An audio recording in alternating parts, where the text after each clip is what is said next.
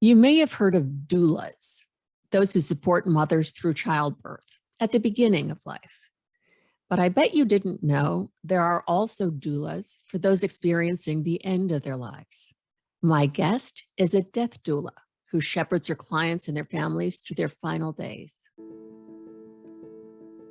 Moving your mom or your dad or yourself isn't just about moving things from one place to another.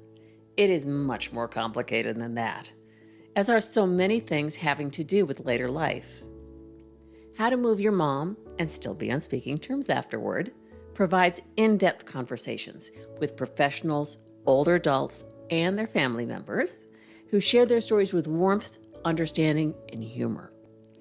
I'm your host, Marty Stevens-Heebner, and here you'll find answers to many of your questions, as well as different perspectives that I hope will inform and inspire you. Stefanie Elkins, it is so good to see you, and thank you very much for being here. My pleasure. I've known you for a long time. Let me tell you a little bit about Stefanie. Stefanie Elkins of Be Present Care is an aging life care manager, supporting those facing the challenges of caregiving, the end of life, and bereavement. She offers guidance, resources, and a whole lot of wisdom to individuals and their families when this inevitable turn happens in later life. Can't get around that. Stefanie fosters the intimate and difficult conversations we all need to have. How many times have I said that in these episodes? She also worked on the California End of Life Option Act campaign team, serving as their California medical outreach and organizing manager for Compassion and Choices, advocating to improve care and expand choices at the end of life in a very compassionate and informative way. Such important work. And we're going to talk about how you got inspired to do this. But first, I want to ask you, what's your favorite memory of your grandparents? I'm going to start with my maternal grandmother. My sister and I, we called her Sapta. It's actually Safta in Hebrew, but we couldn't pronounce it. So my memories of Safta was sleeping over at her house, and she was in one twin bed and I was in another. We were pushed together. And she smelled like Lubriderm. Such fun memories of Lubriderm. Still, like, okay, I need to start wearing the Milky Cream Lubriderm. So it's still around. My sister and I, we would cut up matzah. This is all year round. It wasn't just around Passover. And we would crack open the matzah and we would put milk and sugar on it. So it was really sweet, like a cereal. It was like a special treat because then I got coffee. And driving with her was always interesting because she was the slowest driver. I didn't get that trait from her. And both my grandfathers died before both my sister and I were born, but we were named after them. So we are named after Stephen and Louis. And so I'm Stefanie Lynn and my sister is Lauren Sarah. How lovely. That's a great way to do it, to carry on the names. So now let's talk about how you got inspired to do the work we're talking about today, becoming a death doula. My journey was really always in the place of doing service. My inspiration started joining my mom when she was an activity specialist at an assisted living facility. And I would do the bingo thing with her. I would call out bingo before and after, and bringing smiles to individuals' faces and having those connections in that moment was real and felt good. Especially the older adults. Yeah, I was comfortable. And through my years of working with teens and seeing when people aren't comfortable going to even the nicest of residential homes or skilled nursing facilities, all you remember is the smell. I would come in and, okay, what can I do in this moment to bring a little cheer? I saw that modeled in my mom. So I continued getting my master's in nonprofit management and Jewish communal service. I always knew about social work and I thought I wanted to work in health and human services, but on the business side of things. That is such important work because a lot of nonprofits don't realize that it's a business that does have to be run, and they don't necessarily surround themselves with the people who can do that. So that's wonderful that you were focusing on that. Yeah. And that was from really, how can I make a difference, understanding all the different areas of running a business or a nonprofit. I've always been in the service of not making any money, if you will. You don't really make money with nonprofits, unfortunately. Yeah, I did fundraising. You know, it's all about raising money for others, for causes, for some passions. A lot of the passion was the vulnerable populations. I had an amazing opportunity to come on board with the Lisa Gibbons Memory Foundation. Lisa created these centers because of her own experiences with her mother and grandmother with Alzheimer's. The heartache and the feeling isolated and alone can be huge. And for 8.5 years, I had the pleasure of running these centers that inspired education, empowerment, and energy for family caregivers dealing with Alzheimer's and other memory impairments. I saw the journey of all the different stages of Alzheimer's and dementias and the caregiver journey as well through education, empowerment, and energy. So that's where I really got to see the different various roles that caregivers put on and how to be of support for those caring for others. I remember speaking to a group Yes. at Lisa Gibbons Center out here, and it was such a comfortable environment. Everybody that walks in the door is a guest. You're not a client, you're a guest. It was a living room-like environment where everybody was welcomed in. I worked on one, of course, the connection to community and to other family caregivers is important. What I noticed that I gravitated to was the stories, especially around end of life. We would have talks on hospice and nobody would show up. No one wanted to deal with it. And hospice, as you and I know, is such a gift. Yeah, it's something we're all going to need. And the idea of having the conversations or knowing it's a value added service, a lot of times there's a lot of grief of families having to make decisions for their loved ones. And let's talk about what provides quality of life for individuals. So that's when I did the shift into working for a national nonprofit organization, championing these conversations for people's autonomy and agency at end of life, that there are options, and lead with empowerment instead of fear. I ended up getting another amazing opportunity to work with Compassionate Choices as part of a political campaign to pass the California End of Life Option Act. It passed in a year because there are so many legislators and volunteers and medical associations going neutral. And Brittany Menard, 29-year-old with brain cancer who had to move out of state, and said nobody else should have to do this. Because she really wanted to have the choice to end her own life on her terms. Yeah, but the idea is you didn't have to move to Oregon to do it. Leave your family and friends and support system to have this option. A lot of times people don't say an option is stopping treatment, not continuing with chemo, or be in the hospital. So there's many places to change that conversation and have some autonomy and agency on the kind of death you want.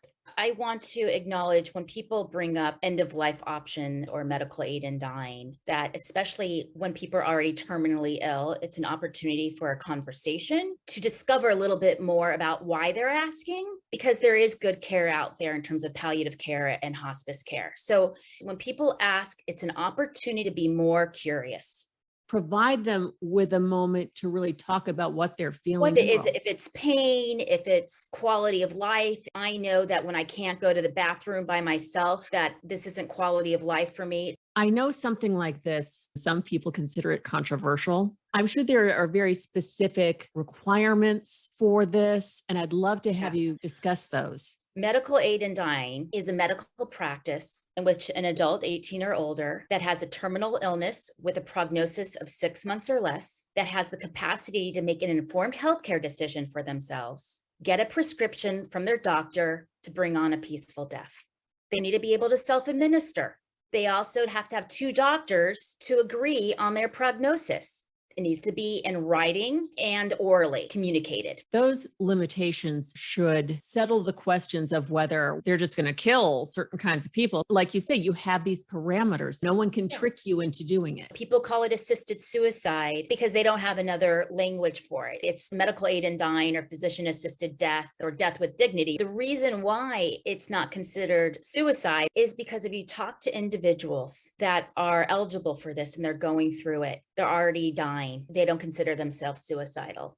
I'm already dying. I'm just trying to have a little control, a little dignity. And this is a legal option in many states and jurisdictions now. And also to end their pain, because I've seen it with my own parents, the pain that exists often at the end.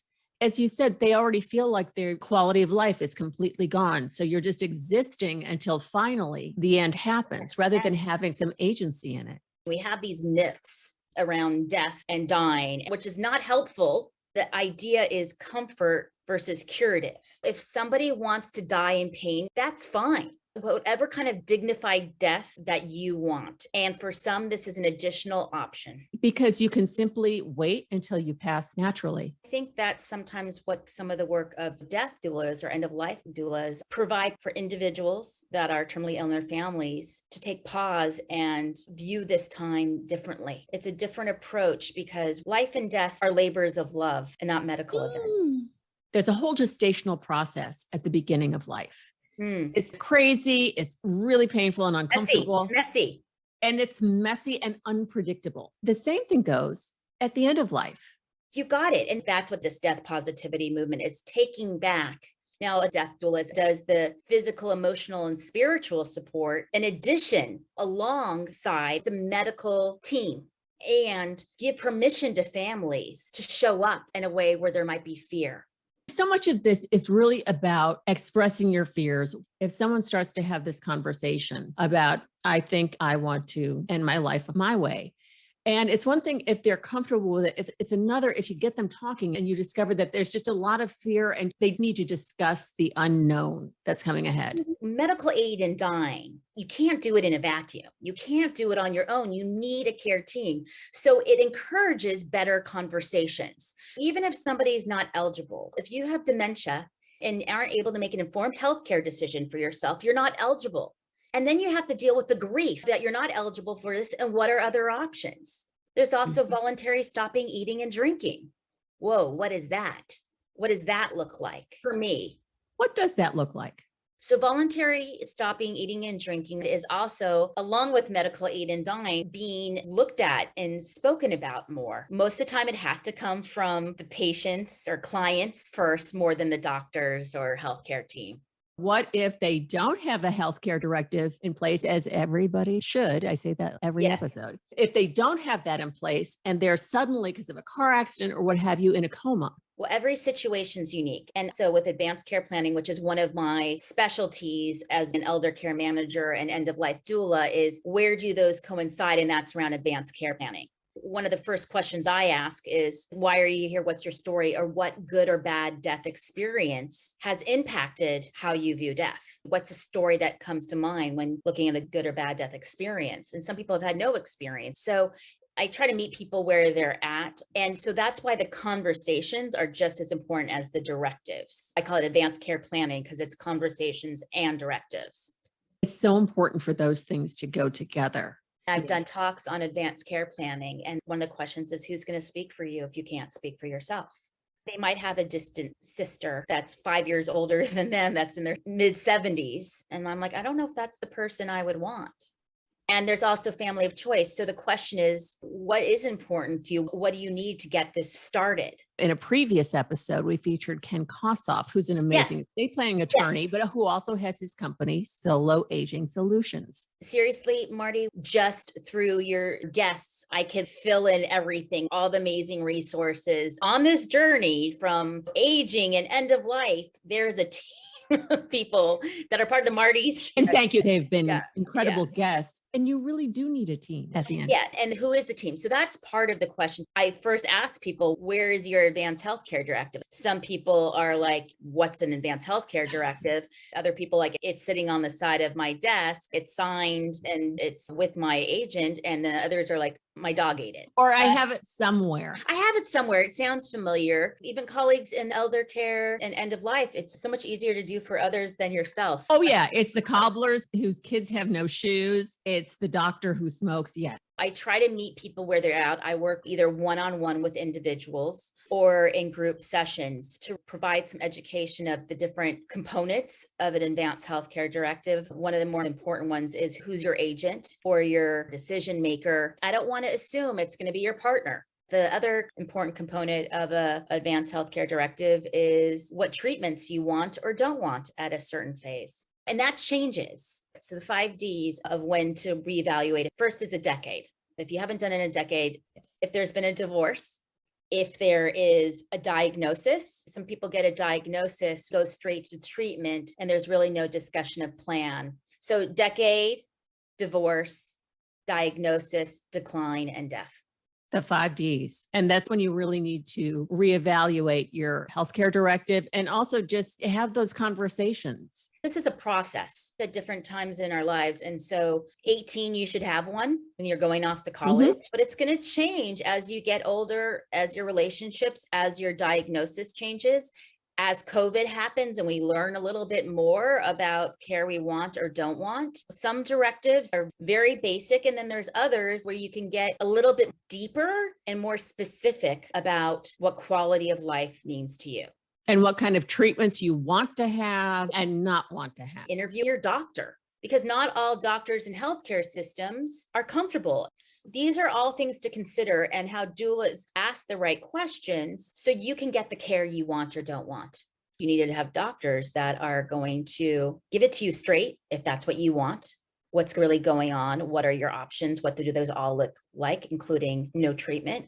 Options can be challenging, especially when it comes to medical aid and dying, because not everybody's so comfortable with it. So you really can't assume anything if people haven't had those experiences. And maybe once they have had an experience of being with somebody and seeing how peaceful it is for the family and the individual in terms of the dying process. Especially if they've seen some really horrible situations where there's so much pain and confusion and everything.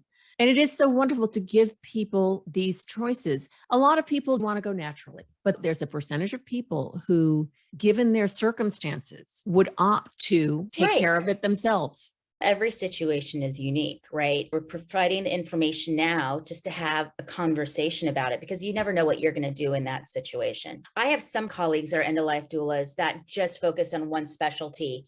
So when it comes to end-of-life doulas or death doulas or end-of-life midwives, people have different specialties or different areas of working within it.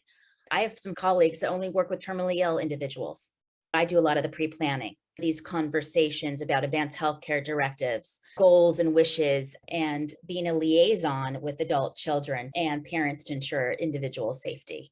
And when I talk about safety, I look at it in a few different ways. You're so right. There's so many different kinds of safety. So I look at it as physical, medical, financial, legal, emotional, spiritual, and mental safety for both the individual you're caring for and yourself if you're the caregiver.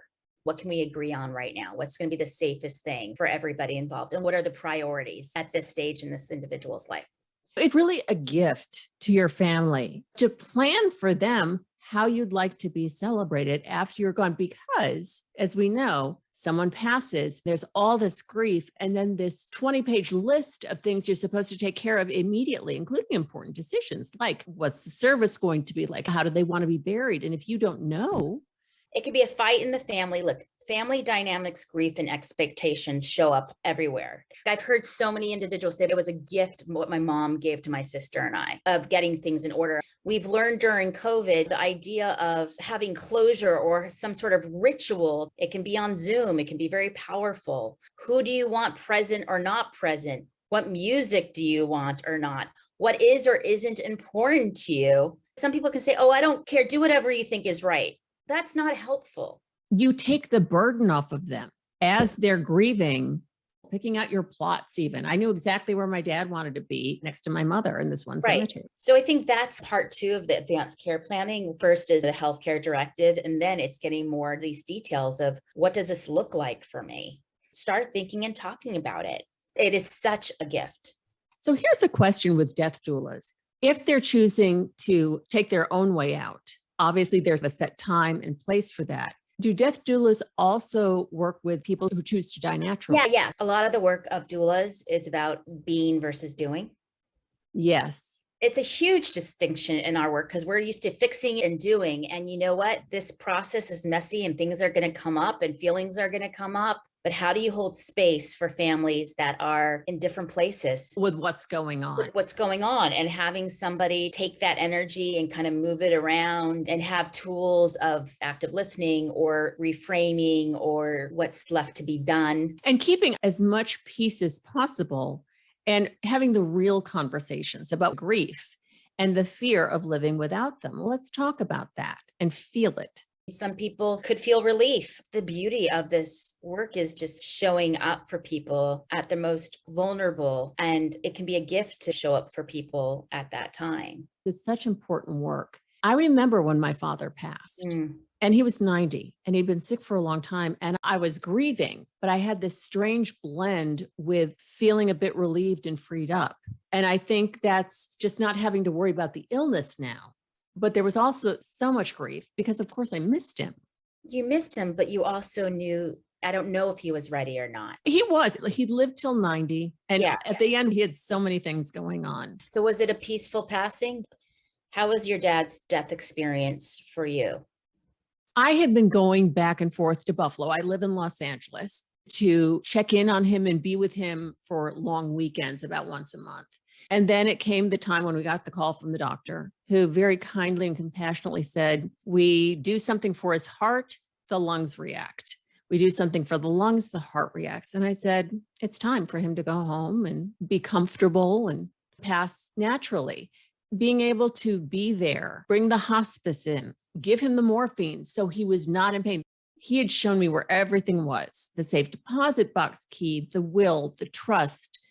He'd already bought the plot next to my mom. I knew he wanted to be buried in a casket, all this, and where the service should be. Oh, and he said too, I don't want an estate sale, just donate everything. Wow. As a professional organizer, you're like, Dad. Thank you, Dad. That's where I get that gene from. But it was perfect timing because a dear friend of mine, I'd known her since she was 5. So my parents were like surrogate parents and vice versa. She was getting a divorce and moving into an interim apartment, and she didn't really have much furniture. And I said, hey, guess what? Come pick out stuff. Come pick out the items that you'd like. And I got the permission with my sisters and stuff. And she was so happy. I think she still has most of it. Your dad was happy. Oh, so good. And so my mom died when she was only 58. I was only 26. Wow. They both died at home. She died of cancer. I knew both my parents would be thrilled that my friend Dawn was getting the furniture. I knew that. So yeah, it was the best kind of passing one can have. Both for him, he was surrounded by his family and his friends had been to visit and all of that. And he had left us fewer problems to have to deal with after he was gone. So it's an honor to get to work with people who don't have that experience with their loved one who passes away. Dad had even tidied up the home in Buffalo, so that helped too, although he did keep his tax returns back to 1957, just saying. And he died in 2013. Thank you for sharing that. This is where we learn from our own experiences. Working with family caregivers and end of life, it's following the leads of them. I'm holding space for others and maybe giving some tools and resources and some guidance. Are death doulas the ones who focus on those moments that are the end of life? There is a time where the natural dying process begins.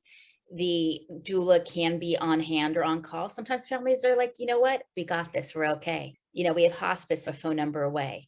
And you can physically be there. Some are, but some aren't, because that's just what's important for the family. What they choose. So if the family is together with their loved one, and afterward, though, they can have a conversation with a death doula like you to process all that they saw and what they're feeling. Oh, yeah. You can keep the body at home for up to 3 days afterwards to do a viewing. Now, that's not for everybody, but that is an option. And there's doulas that specialize in home funerals. It's extraordinary. You and I both live in Los Angeles. What if somebody lives in Michigan and would like to contact a death doula? It's a growing movement. It's not an accredited movement. I got a professional certification at the University of Vermont, end of life doula professional certificate. So there's various programs. There is a national membership organization called NEDA, National End of Life Doula Alliance, which is a membership-based organization. But depending on where the individual is at and what they want, they need somebody dealing with family dynamics, grief and expectations in the beginning, or if they're looking to put together a ceremony, pre-event celebration and legacy planning, or if it's really focusing on after death, what are the options? And then there's some that specialize in Reiki, and, I do Reiki, and there's different personalities, just like anything. And different ways of comforting. I think the whole idea of being versus doing is a lot of it, but then there's the coordinator aspect of a lot of this. So I think finding the balance of that. Some are more spiritual and religious. Some have a clinical nurse background. It's really knowing what's important for you, for your family member, based on their illness, what their needs are. And like you say, the personality fit. Some people click more than others. Trust that. I think that is definitely part of it.